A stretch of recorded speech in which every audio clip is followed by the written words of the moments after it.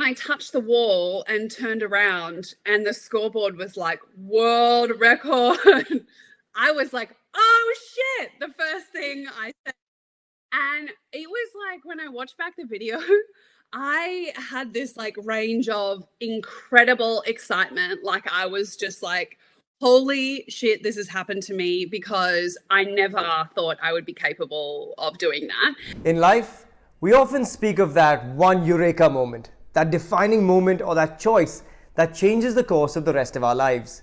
In sport too, it is no different. And for an athlete, there's that 1 year that can elevate their career or define the way the rest of their life is lived. We talk about how that extra push-up in the gym, that 5 a.m. wake-up call, that skipped cheat meal is all worth it in the end. And here at Man's Life, we're here to chart the journey of some of the greatest athletes on the planet to understand how good their biggest year in sport was. Two-time Olympian, three-time Olympic gold medalist, five-time world record holder, International Swimming Hall of Fame inductee, and someone who's just optimistic, charismatic, and absolutely generous with her time. It is a serious delight to have with us Stephanie Rice right here on Man's Life. Steph, thanks so much for joining us. It is such a delight to have you here. Thank you. We're going to start with the highs of your career. Okay, perfect. I love that. How good is it when you're at the top of the world? Because it's a feeling that very few people have. What is that year for you that changed your life, do you think? Yeah, so for me, it's without a doubt, 2008, it was a really life-changing year for me in sport. It was the Olympic year, and as a kid, it was just my dream to go to the Olympics. And so we had the Olympic trials, and I just did this huge PB, this huge personal best time, and managed to qualify for my first Olympic team. But I also broke the world record, like out of nowhere. And it was just this shock more than anything that I had gone so fast. But then this, relief and excitement to be on the plane to Beijing to my first Olympics. And I just knew within that sort of 3 months we had from the Olympic trials to the Olympics that it wasn't really about changing anything or doing anything more or better. It was just staying consistent and just trying to make all the little things as best as I could. We had quite a few gold medal hopes in swimming on the first day of the Olympics, and all of them had kind of not performed to the best of their ability and come like second or third. And I felt like the weight of expectation just kept getting passed on to the next person, and then it was me. And I won a gold medal in Beijing in my first ever race there. I broke my world record, and I was the first Australian to win a gold medal at the Beijing Olympics. And it was kind of this surreal experience. I mean, I'm sure you've spoken to other people that talk about like an out of body experience where you feel so in flow and in rhythm, like you're switched on to autopilot. You're just kind of doing it, but you're not thinking. Like your head isn't thinking like, oh, I've got to do this and then I've got to do that. You're just going through the motions. And that for sure happened to me. I had 3 races in Beijing. I won all 3 of them, and I won them all in world record time. So it couldn't have been a more perfect meet for me, and completely life-changing. Like I went to the Olympics as like a hopeful nobody and came home as the person that everybody in the entire country knew. So it was incredibly life-changing and something I'm so proud of now. Yeah, as you should be as well. Just take us back, Steph, to that trials though, because was that the first taste that you had of knowing you were going to be an Olympian? What was that feeling like? It's a really cool story actually, because it was day 1 of the trials. I spoke to my coach right before you go into the marshalling area, before you walk out behind the block. So 5 minutes before race time. And he said to me, okay, like we want to just like get on the plane to the Olympics. We don't want to like let everybody know how good we are or what's going on. You don't want the target on your back. No targets on our back. We don't want to break any world records. And So he and I had never spoken about breaking a world record before. I didn't even know what the world record time was or who broke it or anything. And so I was like, why are you talking to me about this like right now, 5 minutes before the race? Like we could have discussed this so many other times. Don't add more pressure. And I just looked at him like, don't be so stupid and let's not talk about this. Went over, did the race, and the race was really strange. The crowd was so loud and I was so far in front that I didn't know if I was going really fast or if everyone else was going really slow. And so when I touched the wall and turned around and the scoreboard was like world record, I was like, oh shit, the first thing I said. And it was like when I watched back the video, I had this like range of incredible excitement. Like I was just like, holy shit, this has happened to me, because I never thought I would be capable of doing that.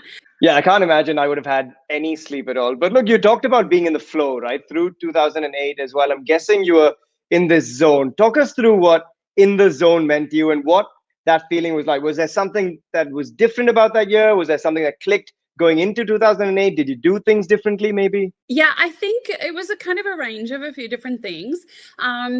One, I think it's an Olympic year, so naturally there's more attention and more focus. And as a swimmer, it is the pinnacle of our sport. So you train every sort of 4 years to build up to the Olympics and then start all over again. So what made me successful was I always view everything very holistically. But, you know, when I wasn't at the training pool, it was making sure my nutrition and my diet were better than ever. My strength in the gym was like peaking. I really wanted to make sure that everything was going as best as it could, because I think you want to feel like at the end of your big day, whatever that day is, that you couldn't have done anything better. Like that was everything I had, regardless of winning or losing. You just want to feel like you don't have any regrets. And so for me, I prepared with that in mind. No, I get it. I get it. You know, you spoke about the people that meant a lot along that journey, right? And I know I've spoken to you about the role of your coach through it. What was Michael's role and as a mentor, as someone that you leaned on through that entire process? Because surely you needed a strong support system on the way up to being world number one. Oh, absolutely. Everyone has somebody, I think, or needs somebody. For me, it was Michael, my coach. And I think you have to have trust, definitely. If you don't trust the advice that your mentor is giving you, it's not going to work. Yeah. I think because we had worked together for, 5 or 6 years, he knew my strengths and he knew my weaknesses. So he knew when to like sort of celebrate and lift me up and give me attention. And then he knew when to like really tell me off and give me a hard time. And so I really appreciated having him there for obviously the swimming aspect, but mentally he knew how to kind of handle. I felt like I had somebody to talk to. More than anything, we trusted each other and we both had respect for each other's role and kind of listened to what the other needed or said. Sometimes I didn't like it, of course. But, of course. That's fine. But that's what a good coach does. Exactly. Yeah. It's obviously a big year. We've talked about it, right? We've talked about how 1 year changes the course of your life. How much did 2008 and the events of Beijing change your life for the better? I mean, it clearly, I wouldn't have known about Stephanie Rice if she wasn't an Olympic gold medalist in some sense, sitting in Brazil. Right. I'm glad I do now because we've spent a lot of time together. Exactly. So, right? Yeah, I mean, it changed my life like overnight. Obviously, a lot of fame and recognition, a lot of money, a lot of opportunity, a lot of people wanting to be my friend and wanting to kind of be around me. And I changed, I feel I've always been quite grounded and quite humble, but at the same time, it's really hard when everyone's telling you how awesome you are not to believe it. And so I'm forever grateful because, it's given me opportunities in India. I got to do that role with you for 3 months. Yeah. Like I would have none of that without what I achieved in swimming. And so I'm grateful even now, like 2008, this life-changing moment for me, like that was 13 years ago. Yeah, crazy. And I'm still getting opportunities from that one time. So it's really, I'm very fortunate in that way. Yeah. And, I think looking back and looking at your journey and just sort of, doing a bit of digging coming into this, you can see it. You can see that groundedness, that humility, but the ability to enjoy every moment. And for me, that's what strikes me when we speak as well. What do you, Steph, do you think are the 3 or a few attributes that you need to be a world champion? Because not everyone can be where you are. Not everyone in the world can turn up and win gold at the Olympics. So what do you think an Olympic champion, a world champion, needs to have? Some attributes. I definitely think that you have to have a singular focus. You have to have a certain level of confidence, arrogance, belief that you are that good, because a lot of people are very talented or very naturally gifted to do something, but often those people aren't the ones that win gold medals or get fame. They sort of have had to come through adversity and work really hard. So you have to have a belief in your own ability that you can do it. And then I kind of feel like I don't know how to articulate. It's like you've got this like special sauce, no one can really put their finger on what it is, but you can see it in people. It's like a drive, a arrogance, but like charisma, and you see it when you see all the best athletes, and like this is in cricketers or soccer players, anybody, you just look at them and you're like, you've got what it is. The X factor. You will perform. It's an X factor, and so it's hard to explain what that is because I don't think people know. What a year it was for you, that Steph. 2008. I mean, you rose to stardom across the world, 3 Olympic gold medals, and you've taken us along that journey as well. So thank you for giving us a glimpse into your year in sport, which was 2008. Special, very, very special for us. Thank you. I love being able to share it because I hope that it helps other people in some way as well, like you said.